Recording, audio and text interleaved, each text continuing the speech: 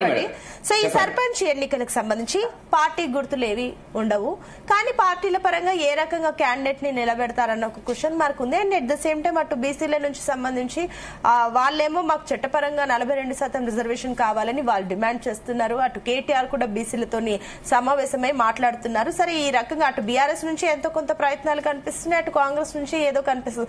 BJP నుంచి ఏ రకంగా stand ఉండబోతుంది, బీసీలకు సంబంధించి మీరు ఏ రకంగా నిల్చోబోతున్నారు, ఈ సర్పంచ్ ఎన్నికలకు సంబంధించి మీరు సన్నద్ధం ఎలా ఉంది?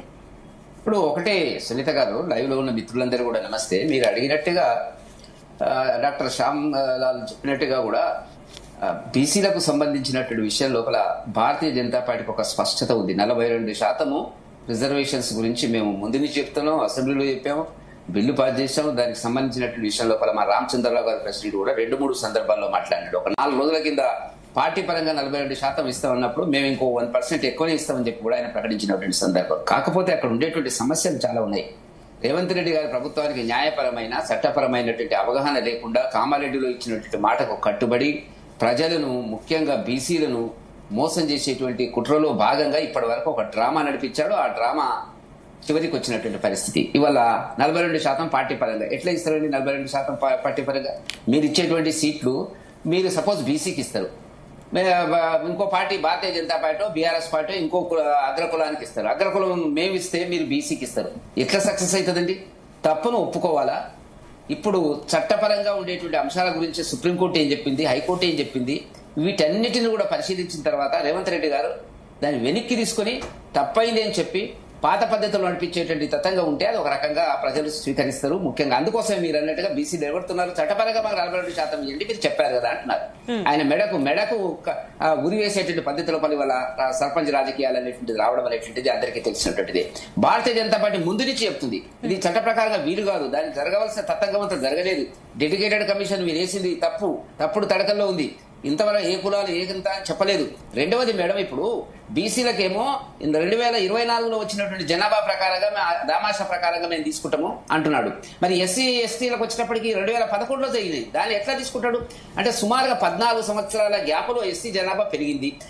ఇప్పుడు డాక్టర్ శివలాల్ గారు చెప్పినారు, వాళ్ళ మేనిఫెస్టో 11వ పేజీలో చెప్పినారు. 11వ పేజీలో 1వ పాయింట్ ఏం చెప్పినారు? జనాభా దామాష ప్రకారం ఎస్సీ రిజర్వేషన్లు 18% పెంచుతామన్నారు. మీరు ఇస్తున్నారా? 18% ఇస్తారా? 15% ఇస్తారా? చెప్పాలి కదా ఇవాళ జనానికి. కాబట్టి నేనేమంటున్నా అంటే ఓట్ల కోసము, సీట్ల కోసము, అధికారం కోసము రేవంత్ రెడ్డి పాలన చేసినటువంటి పద్ధతి లోపల ఇవాళ ప్రజలు విసిగి వేసారిపోతున్నటువంటి సందర్భం కనపడుతున్నటువంటిది. ఇవాళ మీరు చెప్పండి, వీలు కావడం లేదు, అనేక న్యాయపరమైన అంశాలు దీనికి అడ్డొస్తున్నాయి, భవిష్యత్తులో ఏ రకంగా జరుగుతుంది చూద్దాము, మేము పాత పద్ధతులు ఇస్తామని చెప్పాలా? చెప్పకుండా ఇప్పుడు కూడా ఏం మాట్లాడుతున్నారు? రేపు క్యాబినెట్ లో ఏదో నిర్ణయం చేస్తాం. ఏం నిర్ణయం చేస్తారంటే క్యాబినెట్ లో మీరు ఇప్పుడు ఒక్క పాయింట్ మీద ఈ ఎన్నికలు జరుగుతాయా జరగదా అనేది నేను కోరుకోవడం లేదు. కానీ ఎవరన్నా ఎస్సీ ఎస్టీకి సంబంధించినటువంటి నాయకులు రేపు హైకోర్టులో ఈ నోటిఫికేషన్ వచ్చిన తర్వాత, నేనైతే ఇవాళ చూశాను పేపర్లలో ఏదో చెప్తున్నారు, జీవో ఇచ్చినమో అది ఇచ్చినమో అనేటువంటిది, క్యాబినెట్ ఎవరికి ఏ రిజర్వేషన్స్ అనేటువంటిది రేపు క్యాబినెట్ ఆమోదం చేసిన తర్వాత చెప్తారేమో, అది నాకు తెలియదు. ఇప్పుడు 2011లో ఎస్సీ ఎస్టీ జనాభా దామాషా పద్ధతి లోపల మీరు రిజర్వేషన్ కేటాయిస్తే, మరి ఇదేమో బీసీలకు వచ్చినప్పటికేమో 2024 ఇస్తే మీరు ఏం మాట్లాడుతున్నారు? 13-14 సంవత్సరాల గ్యాప్లో ఎస్సీ జనాభా ఎంత పెరిగింది? పెరిగిన దాని ప్రకారంగా 18% ఇస్తామని చెప్పి మీరే చెప్పారు కదా, మేనిఫెస్టో పేజ్ నెంబర్ 11లో చెప్పారు కదా. ఇవాళ ఎందుకు వెనక్కిపోతున్నారు? మీరు ఏ పాలన సాగిస్తున్నారు తెలంగాణలో అనేటువంటిది ప్రజలు చర్చించుకుంటుండే ఒక సందర్భం మనకు స్పష్టంగా కనపడుతున్నటువంటిది. వీలైంది చెప్పండి. మేము ప్రకటించినాం జనాభా కులగణనకు మోదీ గారు ఈ ఎన్నికల ఈ లెక్కింపులో, జనగణన లెక్కింపులో ఆ భాగం కింద తీసుకురావడం జరిగింది. ఆ సేకరణ వచ్చిన తర్వాత, ఆ వివరాలు వచ్చిన తర్వాత ఏం చేయాలనేటువంటిది సామాజికంగా, ఆర్థికంగా, విద్యాపరంగా, ఉపాధి పరంగా వెనుకబడ్డటువంటి వర్గాలకు చేయవలసిన కార్యక్రమాన్ని మోదీ గారు తప్పకుండా ఒక నిర్ణయం చేస్తారనేటువంటి భావము, నమ్మకం, విశ్వాసము ప్రజల్లో ఉన్నటువంటి పరిస్థితి. కాబట్టి ఇవాళ ఇప్పటికి ఎవరైనా పిటిషన్ వేస్తే మేడం, నేను చెప్తున్నాను, వేయమని నేను కోరుకోవడం లేదు, కావాలని నేను చెప్పడం లేదు. పిటిషన్ వేస్తే కోర్టు ఆపేస్తుంది. ఇప్పుడు 2011 ఎస్సీ ఎస్టీలకు ఎట్లా కొలత పద్ధతి తీసుకుంటారు, బీసీలకు 2024 ఎట్లా తీసుకుంటారు? అన్యాయం జరగడం లేదా? నిజానికి ఎస్సీ ఎస్టీలకు రాజ్యాంగబద్ధంగా ఉంది, ఎప్పుడు వాళ్ళ జనాభా పెరిగితే ఆ పద్ధతి లోపల వాళ్ళ రిజర్వేషన్లు పెరగాలనేటువంటి చట్టంలో ఉన్నటువంటి అంశం. ఇప్పటి వరకు బీసీలకు దానికి సంబంధించినటువంటి అంశం లేదు. కాబట్టి ఎవరిని మోసం చేయడానికి ప్రయత్నం చేస్తున్నాడు రేవంత్ రెడ్డి గారు? ఏమన్నంటే బీజేపీ అడ్డం పడ్డది, బీజేపీ ఒప్పుకోలేదు. ఏం ఒప్పుకున్నారు? మీరు చెప్పినప్పుడు, మీరు కామారెడ్డిలో చెప్పినప్పుడు బీజేపీనో బీఆర్ఎస్ నో అందరిని పిలిచి ఇది చేద్దామని, ఆ తర్వాత మీరు ప్రధానమంత్రి గారి దగ్గరికి మిత్రుడు అంటున్నాడు రాలేదు అనేటువంటి ప్రధానమంత్రి గారి దగ్గరికి ఎప్పుడైనా తీసుకెళ్లాడా?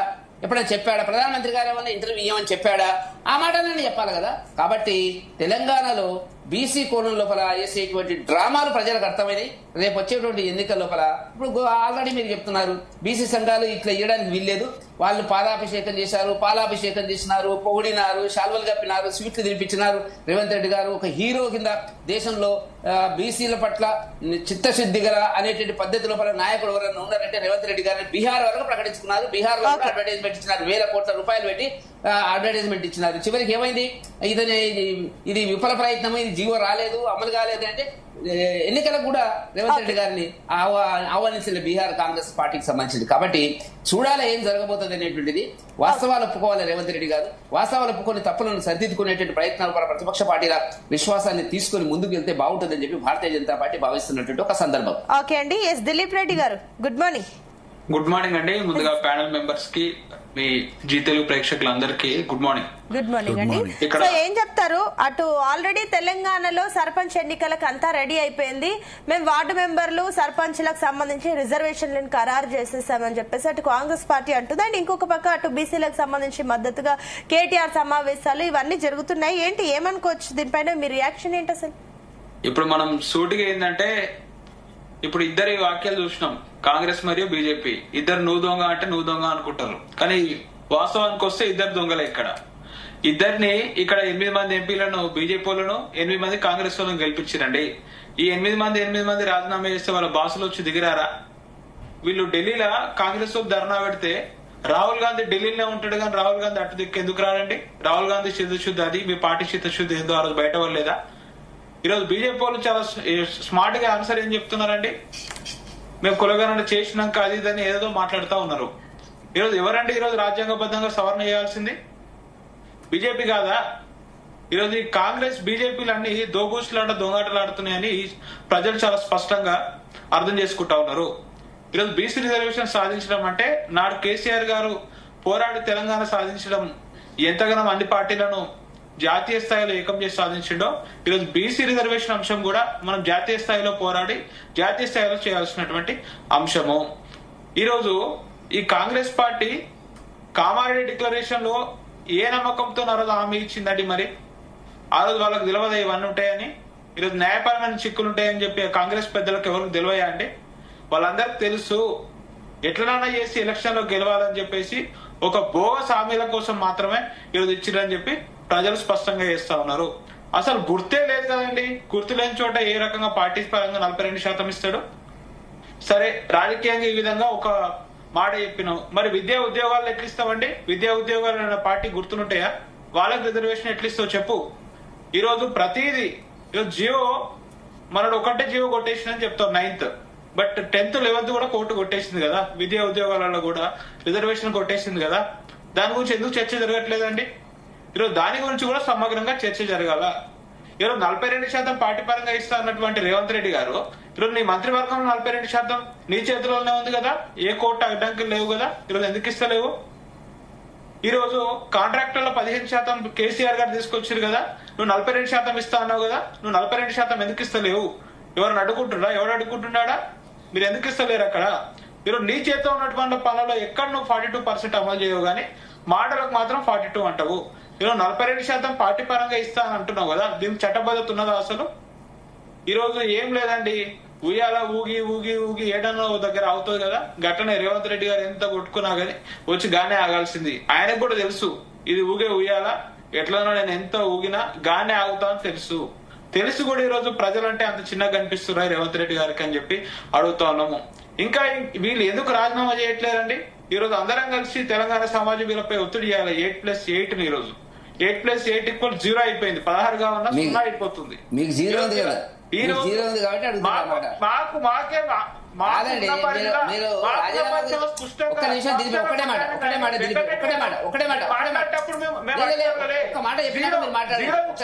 అడుగుతున్నా. అర్థమవుతుంది కదా, మీకు 8 ఇస్తే 0 అని అర్థం. మాకు 0 ఇచ్చినా మా వాల్యూ 17 అండి. ఈ రోజు 17 మంది ఎంపీలు ఎట్లా కొట్లాడుతున్నాం అట్లా కొట్లాడుతున్నాం. ఒకటి దిలీప్ రెడ్డి గారు కాంగ్రెస్ 8+8 సున్నా. ఒక్క నిమిషం దిలీప్ రెడ్డి గారు ఒక్క నిమిషం వెంకటరెడ్డి గారు ఈ రోజు ఎందుకు కొట్లాడతలేరు? దిలీప్ గారు ఒక ప్రశ్న అండి. మీరు ఇప్పుడు 8 వాళ్ళకి 8 మంది ఉన్నారు, వీళ్ళకి 8 మంది ఉన్నారు, రాజీనామాలు చేయొచ్చు కదా, బాసులు దిగొస్తారని చెప్పేసి మీరు అన్నారు.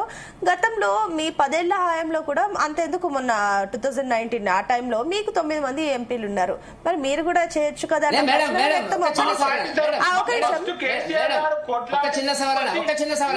చెప్పండి చెప్పండి ఒక నిమిషం దిలీప్ గారు ఒక నిమిషం దిలీప్ గారు చెప్పండి. వెంకట్ గారు మేడం చెప్పిన దానికి అనుబంధంగా నేను ఇంకా యాడ్ చేసేది ఏంటంటే, మీరు కూడా గతంలో కేసీఆర్ గారు ఈ రిజర్వేషన్స్ పెంచాలనేటువంటిది ప్రయత్నం చేసి అది వీలు కాదు చట్ట ప్రకారం కానీ వెనక్కి వచ్చిన సందర్భం లోపల మీరు ఎందుకు రాజీనామా చేయలేదు మరి ఆ రోజున? చెప్పండి దిలీప్ గారు. ఒత్తిడి రాజీనామా ఎందుకు చేయలేదంటే మరి అడుగు వెళ్ళి ఫామ్ హౌస్ అడుగు పోయి తీసుకొచ్చి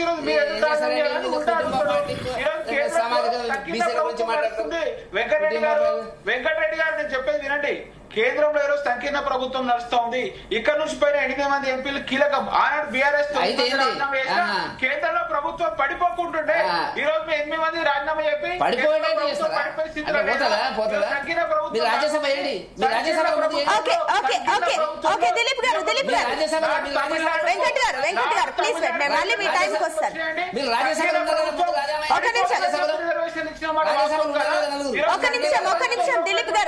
దిలీప్ గారు మీరు అంటున్నట్లు ఒక్క నిమిషం వెంకట్ గారు నేను అడిగాను, ఆయన జవాబిచ్చాడు. ఒక్క నిమిషం ఆగండి, దాన్ని టాపిక్ ని లాగకండి ప్లీజ్ ఆగండి. దిలీప్ గారు ఒక్క నిమిషం ఆగండి. మీరు చెప్తున్న వర్షన్ కరెక్టో కాదో నేను ఒకసారి దీని గురించి క్లారిటీ తీసుకోదలుచుకున్నాను. శ్యామ్ సుందర్ గారు గుడ్ మార్నింగ్.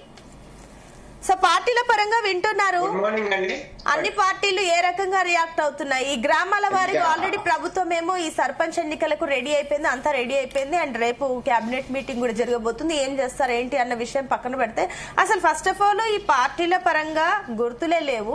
పార్టీ పరంగా 42% రిజర్వేషన్ ఎట్లా పాసిబుల్ అయితే అన్నాం ఒకటి కనిపిస్తుంది. బీసీల నుంచి ఒక డిమాండ్ ఉంది, అండ్ పార్టీల పరంగా కూడా మీరు వినడం అయితే జరిగింది. కాబట్టి ఏంటి హోల్ సినారియో పైన మీ ఎక్స్ప్లెనేషన్ ఏంటి? ఒక్క విషయం అండి, ఇక్కడ ప్రధానంగా ఆలోచించాల్సింది, ప్యానెల్లో ఉన్నందరికీ, ప్రజలందరికీ, ప్రేక్షకులందరికీ శుభోదయం. విషయం ఏంటంటే, భారత రాజ్యాంగంలోని ఆర్టికల్ 16 వీళ్ళెవ్వరూ ఏం పరస్పర విమర్శలు చేసుకున్నా గానీ ఆర్టికల్ 16/4 ఏం చెప్తుంది అంటున్నట్టే, రిజర్వేషన్లు అనేవి సమాజంలో ఎవరైనా సేవలు అందించడానికి, రాష్ట్రంలో సేవలు అందించడానికి వెనుకబడిపోతే అలాంటి వెనుకబడిపోయినటువంటి ప్రజలకి ఆర్థిక సామాజిక పరంగా రిజర్వేషన్లు కల్పించవచ్చు అనేది స్పష్టంగా ఉందండి భారత రాజ్యాంగంలో. టిఆర్ఎస్ వాళ్ళు బీజేపీని తిట్టడము, కాంగ్రెస్ వాళ్ళు టిఆర్ఎస్ ను తిట్టడము, ఇవన్నీ చిత్తశుద్ధి లేని మాట్లాడి ఎవరి అయినా, ఏ రాజకీయ పార్టీ అయినా. వాస్తవంగా వాళ్ళందరికీ తెలుసు, వాళ్ళ అడ్వకేట్లు లేరా? మత ప్రాతిపదికన రిజర్వేషన్లు కల్పించకూడదని భారత రాజ్యాంగం చెప్తుంది. 2024 హైకోర్టు సేమ్ ఇదే ఇష్యూ పైన 77 కులాలని, ముస్లిం కులాలని రిజర్వేషన్లు కల్పిస్తే హైకోర్టు కొట్టేస్తే మళ్ళీ సుప్రీంకోర్టుకి వెళ్తే డిసెంబర్ 2024 సుప్రీంకోర్టు కూడా కొట్టేసింది. రిజర్వేషన్లు అనేవి మతపరంగా ఉండకూడదు ఎట్టి పరిస్థితుల్లో కూడా. వీళ్ళకు తెలీదా, కేసీఆర్ గారికి తెలీదా ఎస్టీ రిజర్వేషన్లతో ముస్లిం రిజర్వేషన్లు కలపడం ఎందుకు? అప్పుడు కూడా అంటే ప్రతి రిజర్వేషన్లలో ముస్లింలు ఉండాలా? ముస్లింలకు మీకు అంత చిత్తశుద్ధి ఉంటే ప్రత్యేకంగా పెట్టండి. కాంగ్రెస్ నాయకులకు ముస్లింలకు చిత్తశుద్ధి ఉంటే ముస్లింలకు ప్రత్యేకంగా రిజర్వేషన్ బిల్లు తీసుకురండి. అది తీసుకురండి. మళ్ళా బీసీలతో కలపడము, ఎస్టీలతో కలపడము, ఎస్టీలకు వాళ్ళు అన్యాయం చేశారు. ఇప్పుడు బీసీలకు కాంగ్రెస్ గవర్నమెంట్ అన్యాయం చేసింది. రాజ్యాంగం పేరు మీద బీజేపీ కూడా రాజ్యాంగం ప్రకారం అంటుంది. న్యాయపరంగా కోర్టులు ఒప్పుకోవట్లేదు. మీరు రాజ్యాంగం ప్రకారం పోకుండా రాజకీయ పార్టీలు విమర్శించుకోవడం. First of all Congress government ఇప్పుడు ఏం చేసిందంటే నేను రిజర్వేషన్లు కల్పించేసి దాని మొత్తం క్రెడిట్ కొట్టేద్దాం అనుకున్నారు. ఇక్కడ బీసీ సంఘాల నాయకులు కూడా ఆలోచించాల్సింది ఏంటంటే బీసీ సంఘాల నాయకులు కొందరికి, అందరికని నేను అనట్లేదు, అన్ని సంఘాలను నేను అనట్లేదు, స్పెషల్ ఇంట్రెస్ట్లు ఉన్నాయండి వాళ్ళకు కూడా. ఏమీ కాకముందే పాలాభిషేకాలు, ఏమీ కాకముందే ఈ పార్టీ మాకు అనుకూలం అని చెప్పేయడాలు, ఏమో వాళ్ళు బీసీలో మరి పార్టీ పరంగా వాళ్ళ స్పెషల్ ఇంట్రెస్ట్.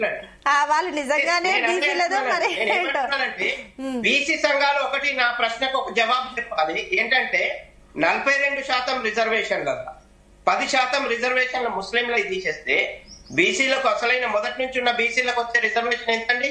35%. అంతకుముందు ఎంత ఉంది?